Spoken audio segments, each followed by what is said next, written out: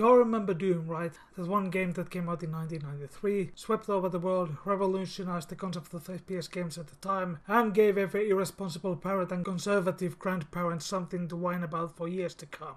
That is until Grand Theft Auto 3 came out. And throughout the years, Doom still managed to pump out a few sequels, Doom 2 being basically more of the same fun stuff, Doom 3 trying to be System Shock to paraphrase a better reviewer than me, and Doom 2016 basically being okay.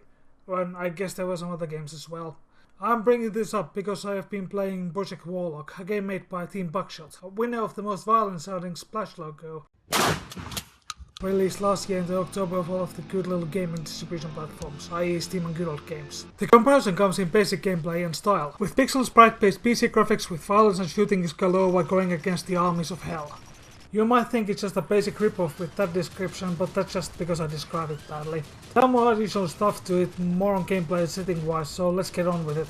You are that titular character, Stephen Warlock, starting off in, I suppose, captivity, escaping from a situation that helps the player adjust to the game, even though there is very little to adjust to. What's the move? Number keys or mouse wheel to change weapons, space to touch things, mouse to aim with the left button to shoot, and right to use magic. Which I used very little during my time with the game, but back to it in a bit.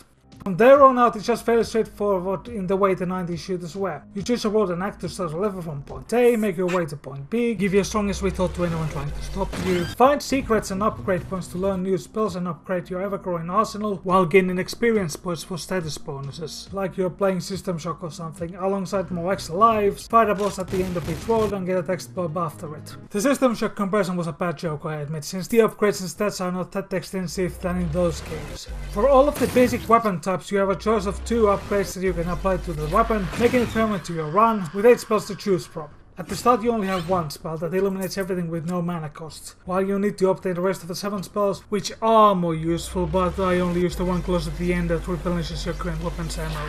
For the rest of the game I have not too much to say. Gameplay is the classic point at the thing and fire until they don't look like they want to hit your health bar, which has rarely been fucked up. And here it works as expected, with good weapon variety to satisfy any video game weapon connoisseur, including me with my obsession to shotguns. To which I can report there are 2 very high quality shotguns with very high quality upgrades. As for the audio, I have very little to say. I can't immediately think of anything that caught my attention for good or ill. The soundtrack, for the most part, was MIDI compositions that fit the game style very well, and after having a solo listen to it, they're pretty good songs that work well enough. At least well enough for me not to notice the past gameplay. I do have a liking for the sound effects for the guns. They have that nice, strong kick behind them and I feel satisfying to fire. To comment on the game's settings, there are a good lot of them with usual basics of resolutions, graphics quality, post-processing and colors, audio sliders, and a fun bit of extra comes in form of filters, being able to make the game look as bad as you like, to completely immerse yourself to the gaming from the last millennium. That's about it for the basics of the game, and fair to it, the game is good enough with that simplicity that comes with some of the game from ages ago. With just one simple fact. The progression is fun. I admit, can just be cynicism towards action games nowadays thanks to the glorious AAA market. But simplicity really helps the game along, alongside the really good sound design and basic but functioning shooting and progressive gameplay design with little to no need to everlasting grinding. Not that you are able to do it anyway, since you cannot return to the previously complete attacks to try and fight anything you missed during your current one. Which is not that bad if you're just the slightest bit inquisitive. If you notice something odd about a wall or something near a wall, there's a big chance of there being a secret. It might just be your own bullets or other visual mess-ups that does it. So to be fair, I haven't run into too big technical or mechanical issues in the game. Noticed a visual glitch at one point on a second level, and managed to clip up a bus into some non-toxic purple goop in the industrial level. On the weapons, the staff weapon sometimes visually glitches up when charging it, doing nothing before it is fully charged up. And might just be the cooldown for it, but the axe swing also feels oddly clunky. The most notable one was clipping through the map into nothingness during the 3rd boss fight, which I could not manage to replicate for the video. So aside some visual and rare technical mess-ups, are there any bad sides to the game? Well, one thing is that the minimap is a bit shit. This thing on the left corner can sometimes be helpful, but most of the time it's just kind of useless.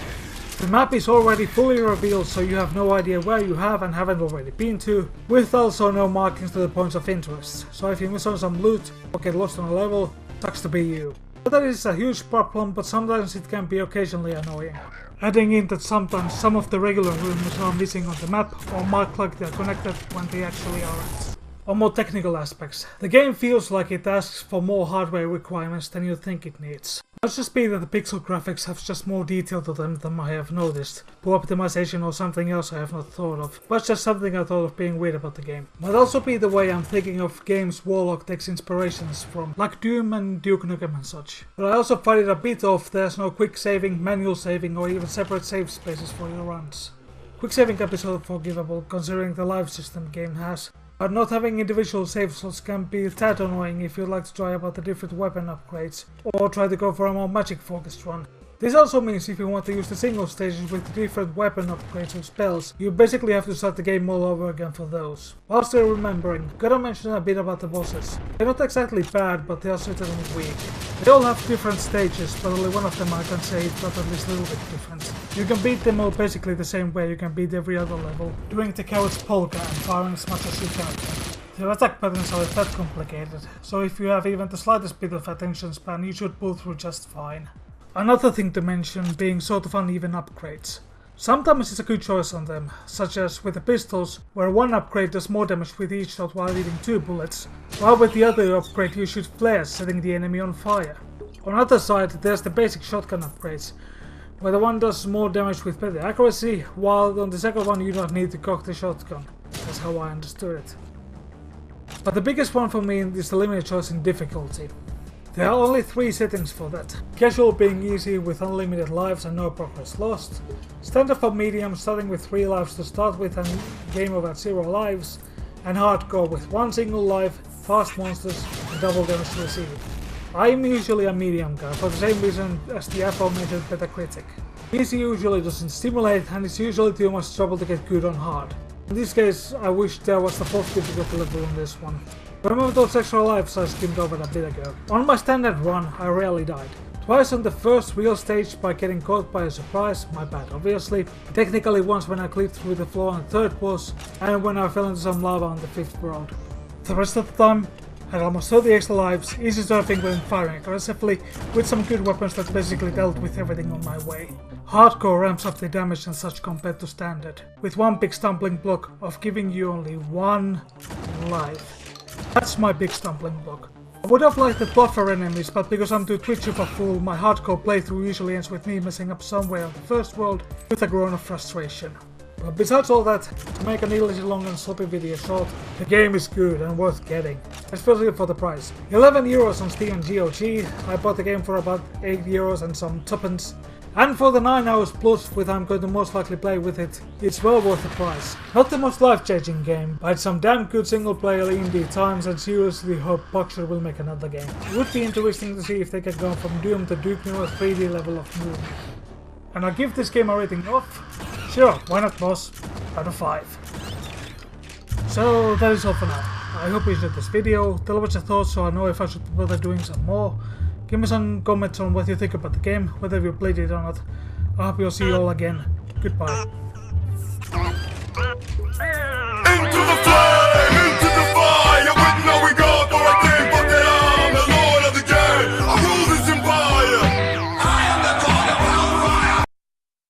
If you notice something odd about a wall or something near a wall, there's a big chance of there being a secret. Or it might just be your oven bull. Oh fuck, I brought own bullets with oven bullets. What the fuck are oven bullets?